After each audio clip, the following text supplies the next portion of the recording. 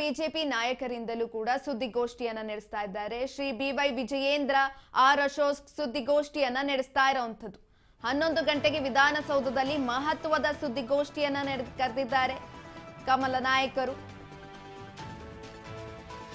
JDS HDK ಆಗಿರಬಹುದು, ನಿಖಿಲ್ ಕುಮಾರಸ್ವಾಮಿ ಆಗಿರಬಹುದು, ಇವರೆಲ್ಲರೂ ಕೂಡ ಇದೀಗ ಸುದ್ದಿಗೋಷ್ಠಿಯನ್ನ ಮಾಡ್ತಾ ಇರುವಂತದ್ದು. ಈ ಬೆನ್ನಲ್ಲೇ ಇದೀಗ ಬಿಜೆಪಿ ನಾಯಕರಿಂದಲೂ ಕೂಡ ಸುದ್ದಿಗೋಷ್ಠಿಯನ್ನ ಕರೆಯಲಾಗಿದೆ.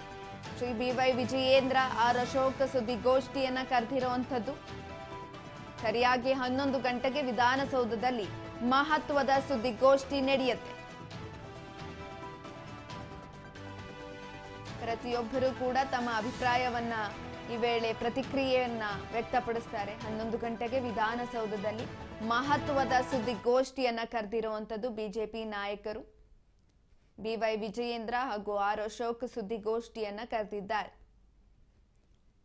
ಈ ರೀತಿಯಾದಂತಹ ಕಾಲ್ತುಳಿತಕ್ಕೆ ಅವರ ಒಂದು ರೀತಿ ಪ್ರತಿಕ್ರಿಯೆಯನ್ನ ಕೂಡ ಕೊಡ್ತಾರೆ ಕಮಲ ನಾಯಕರು. ವಿಧಾನಸೌಧದಲ್ಲಿ 11 ಗಂಟೆಗೆ ಸುದ್ದಿಗೋಷ್ಠಿಯನ್ನ ಕರೆದಿರುವಂತದ್ದು.